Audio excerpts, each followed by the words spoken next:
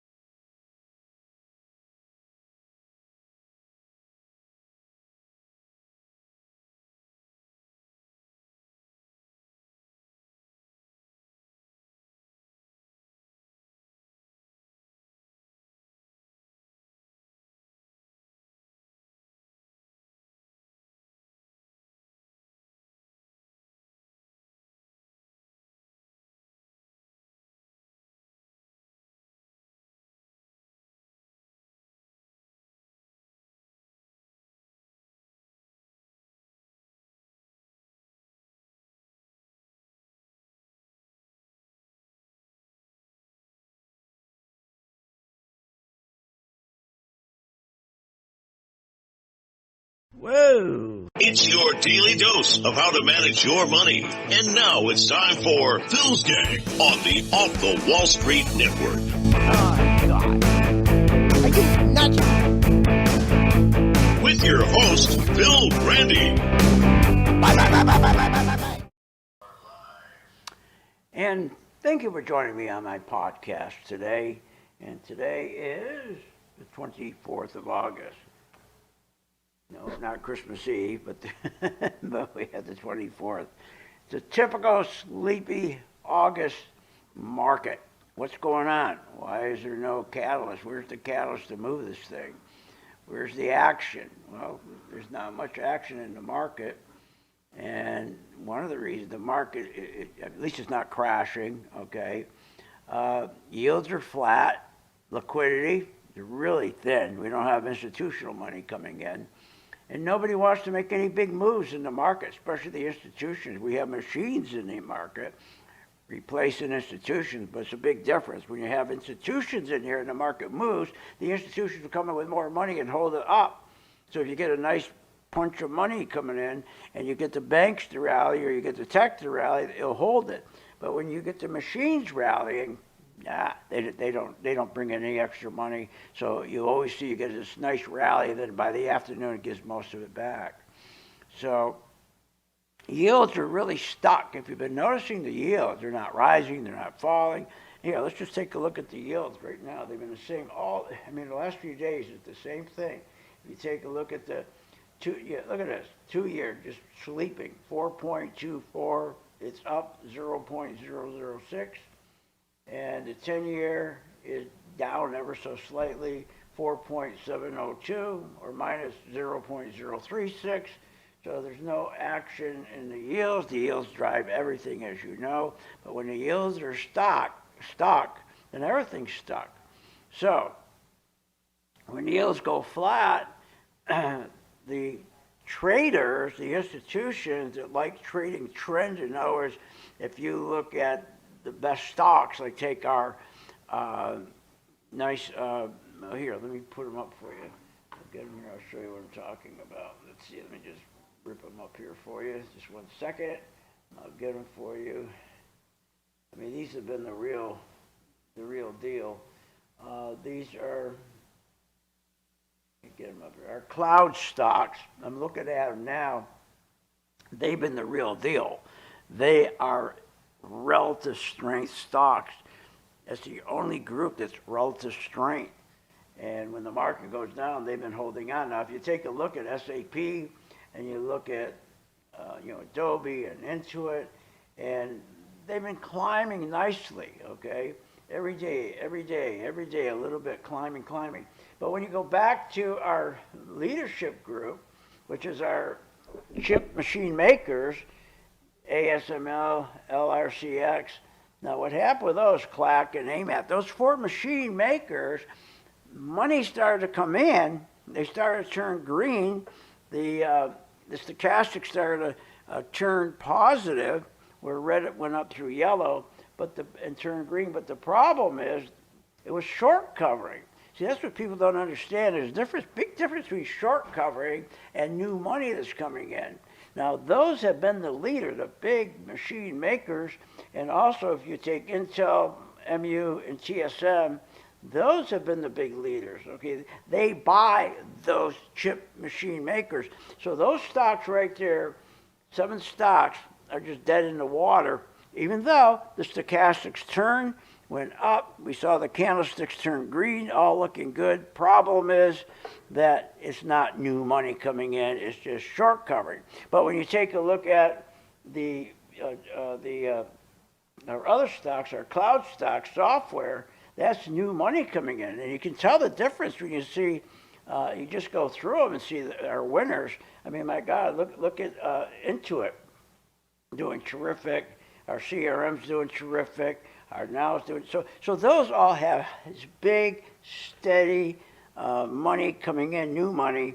The other tech, when you get a little bit of a rally, they don't go anywhere. People get disappointed because they don't understand the difference between new money and short covering. So that's what's going on.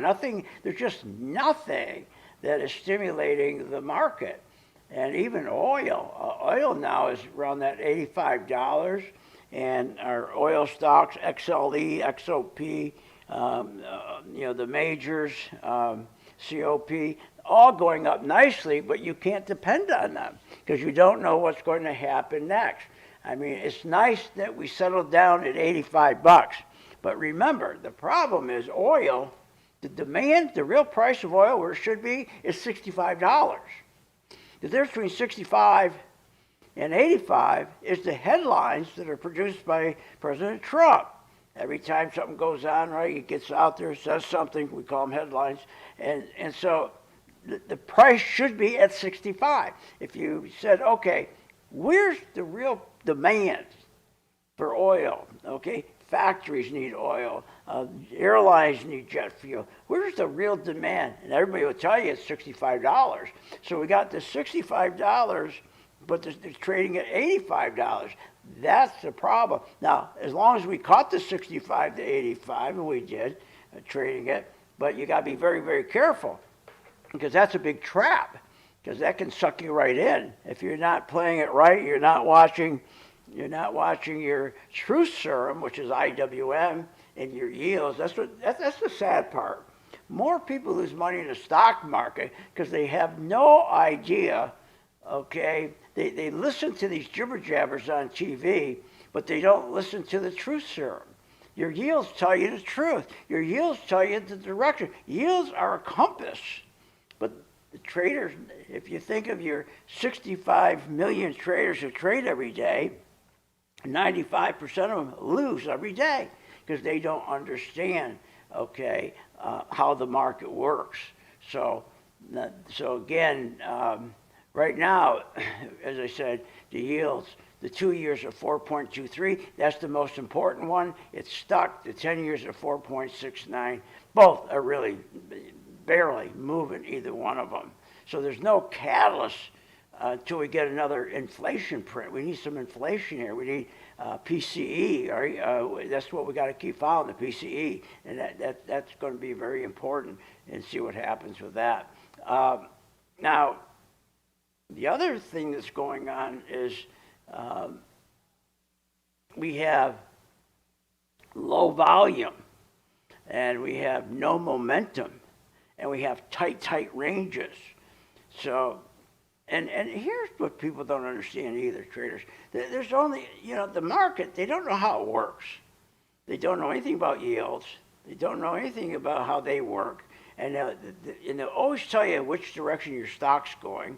IWM will always tell you what's going on. People don't know that. And so all they do is listen to these jibber jabbers on TV who are just bold-faced lying to them because they get their marching orders from the big institutions. They get, BlackRock, Vanguard, State Street, all of those 6 guys, they run the whole market. When I say run the whole market, they manage 50 trillion, but 12 trillion is in the stock market. And what they'll do is tell CNBC what to say, okay, in the morning or during the day, so that the 65 million retail traders will follow whatever they say. They're like cattle, like a herd of cattle. They'll go either any direction that they're told to go.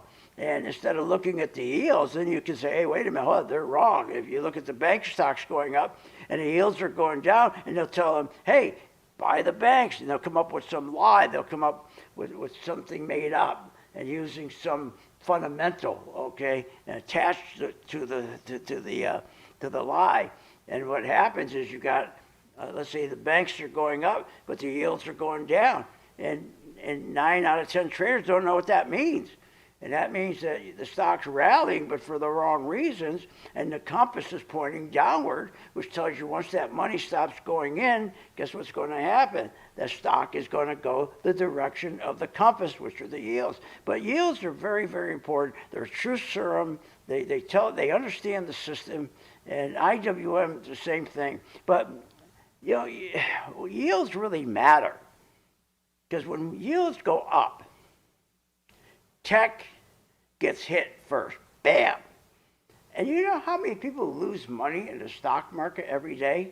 Of the 65 million people that trade every day, 95% of them never make any money. They lose money. All they have to know is yields.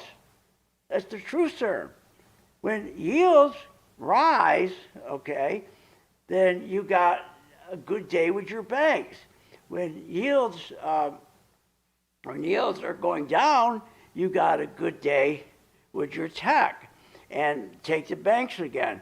And if you got your banks and the yields are going up, and that's what they like, they're real friendly, but all of a sudden the yields flip downward, doesn't mean you get out of your stock. As long as you got big volume coming in, you got buyers coming in, it means the stock is going in the wrong direction, but you don't get out because you start looking at the money flow. If you got a lot of money coming in your stock, and it'll be confirmed by your stochastic, which reflects, again, what's going on with the candlesticks, is money going in or money coming out. So I've seen many times since, in the last 3 months, we've had a big rally in the bank stocks, and the yields have been going down.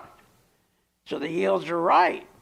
Hey, the bank stocks have been going up for the wrong reason. But when you look at the money going in, hey, tons of money going in. How do you know that? Because you're looking at the stochastics, which reflect the candlesticks. So it really matters, yields. When yields rise, tech gets hit, banks do well. When yields go down, financials, okay, get hit. But when yields go down, your tech stocks do terrific. If traders would just understand that. Now, IWM is very important because IWM tells you what's going on, what's the truth in the stock market, what's really happening. And IWM is the market's truth serum. If IWM, the small and mid-cap stocks, are weak, then the foundation is going to crack. So you're not going to be surprised if there is a correction. If you see IWM as very weak, and even though a lot of money is coming in and still going up, but if IWM is weak, that means the foundation is cracking. So do you run out of the stock? No, as long as you got good signs of money coming in, confirmed by volume, you stay in, but we know in the back of our mind the stock's going up for the wrong reason, and once the money stops, it'll turn around and collapse and you start shorting it. So if you just follow the yields and follow the IWM, simply, if IWM is strong, okay, then that means the economy's really healthy, not just Magnificent Seven that carries the whole economy. So it's not hard to learn how to use your IWM. It's not hard to learn how to use your yields. And this, it's unbelievable when you sit there and you think, out of the 65 million traders, every day, 95% lose. Isn't that crazy? I mean, that's just insane. So, but inflation's the other problem that nobody wants to talk about. In inflation, 85 to 95% of retail traders have no idea the importance of inflation. Never mind IWM, the small mid-cap stocks, never mind yields. They have no idea about inflation. They don't even know what it is, okay? They think, oh, I went and bought a shirt last year was $20, now it's $25. That's inflation. No, yes, I mean, it's inflation, but that's not what we're looking at to make a decision in the market. If a shirt went up by $10 over a year, remember what inflation is. It's the country's thermostat. You know how you have a thermostat on your wall for heat and cold? That's exactly what IWM does. And guess what? 95% of people lose money every day trading because they don't understand that. So what do they follow? Well, they don't follow IWM. They don't follow the inflation, the thermostat. They don't follow yields. Well, who the hell do they follow? CNBC, those dopes who create a story, and that story they give to you, which is a bold-faced lie, so they move you in the direction that the big institutions, the 6 biggest institutions that represent the teachers and the firefighters and the police and the unions and the 401ks and the mutual funds, they move them anywhere they want. If you think about these gangsters on Wall Street, the market was designed only one person to win, and that's the institutions. It's been designed for you to lose. Now, they don't hate you. They're not trying to hurt you because they hate you. It's just the way they designed the market. They're not going to lose. Why would they lose? They're the house. You got to lose.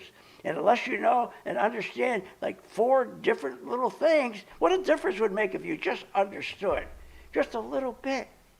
But people don't. Inflation is our thermostat. When it runs hot, then everything you touch, rates, yields, stocks, housing, credit, it all reacts. Over 20 years, think about this, wages. It tells how great things are. In the past 20-year wages, in terms of real purchasing power, when you go to the store and you go to the grocery store and you're going to go buy a pair of shoes, I'm talking about purchasing power. In the last 20 years, the real purchasing power has not improved. Over 20 years, barely.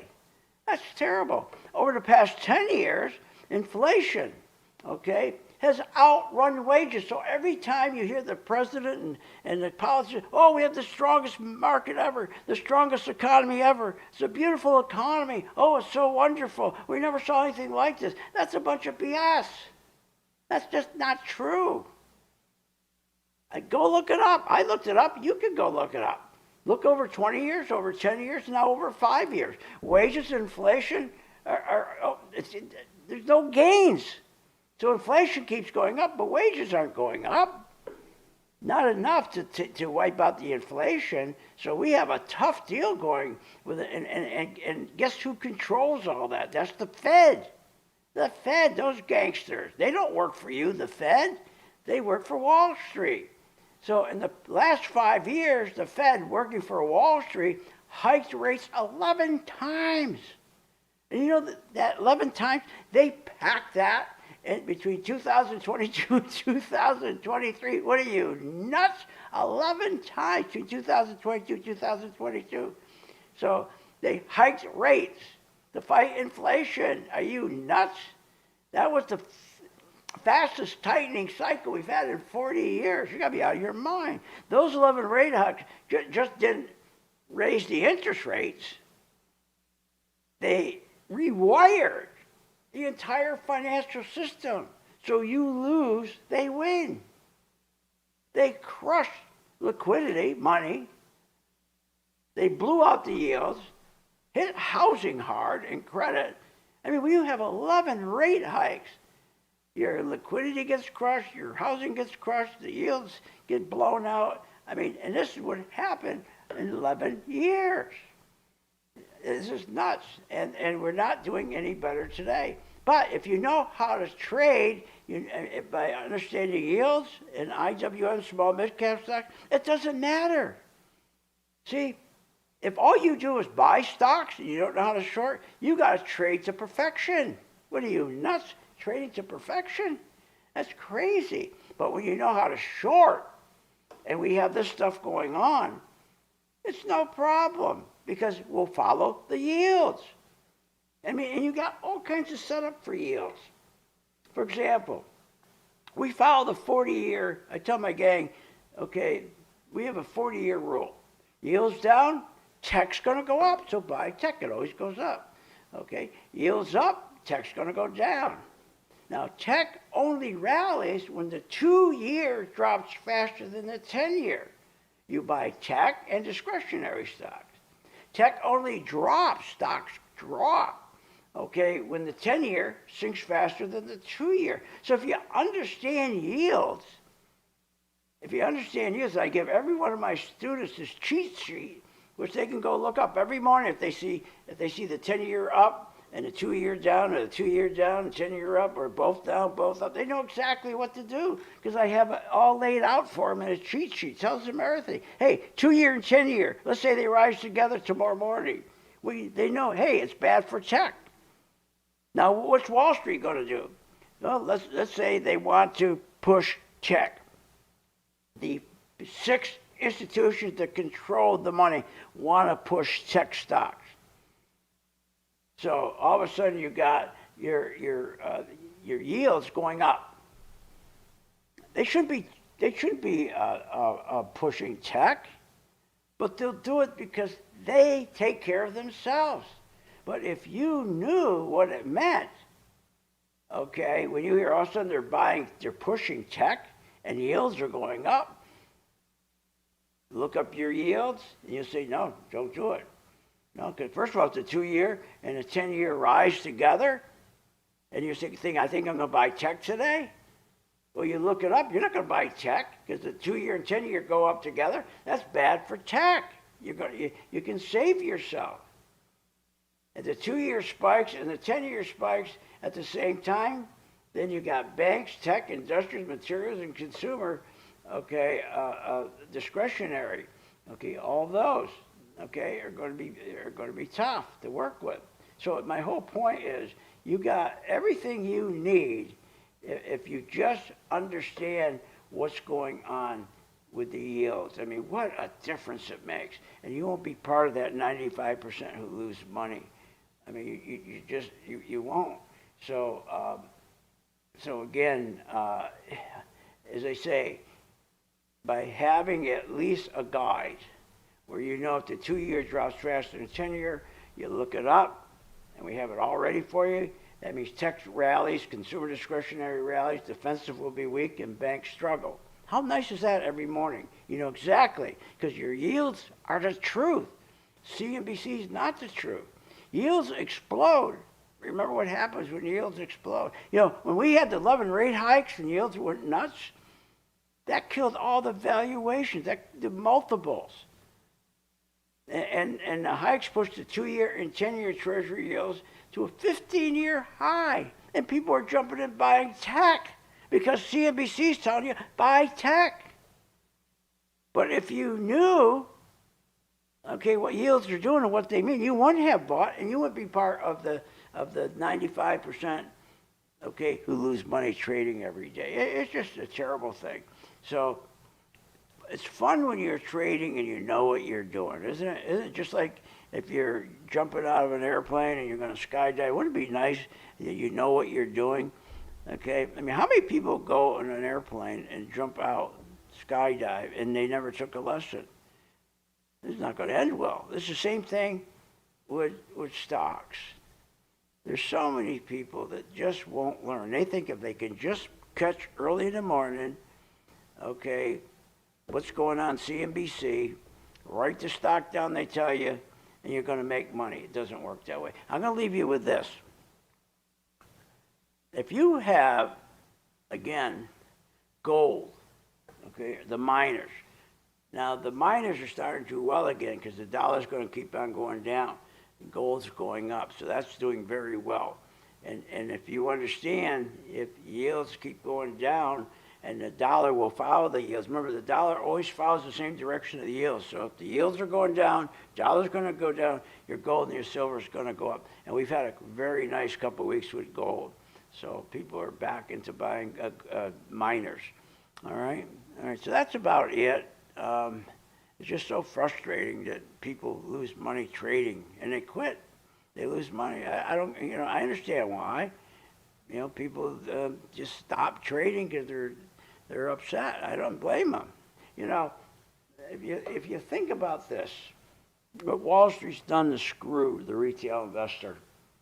First, he's allowed the retail investor to have leverage of over $1 trillion. $1 trillion. In 2008, I think credit was about $250 billion. That's how much they're loaning to people. And then in 2000, and I think it was 2020, was $350 billion. Today, it's over $1 trillion levered. Can you imagine that? $1 trillion. People are borrowing money to buy stocks, and that's insane. So we're going to have a big correction at some point, because here's why. When you used to buy, you could buy a position, you could put a position on, you could buy 100 shares of Microsoft. I'm talking about in 2016. 100 shares, it would cost you $5,500. 100 shares today in Microsoft, you got to put up $50,000. That's insane. That's what's happened to the stock market, because a handful of stocks, 7 to 12 stocks, have drove this market up insanely, okay? 100 shares, okay, it used to be for Apple, $2,600. Today, it's $30,000 to build a position of 100 shares. You see what they've done to this market? That's why this market's going to have the biggest crash ever. Because what's happening is, the only people that are trading are the very, very wealthy. This is going to change. Now, and I'll leave you one more thing. We always talk about millionaires and billionaires, right? What's the difference between a millionaire and a billionaire? Well, measure it in seconds, and it'll drive you nuts. 1,000,000 seconds, if you're a millionaire, 1,000,000 seconds is 12 days. If you're a billionaire, okay, it takes 32 years of seconds. So a millionaire, if you measure in seconds, it takes 12 days to be a millionaire. To be a billionaire, it takes 32 years in seconds. So that's not very good. All right, I'll see you on the charts.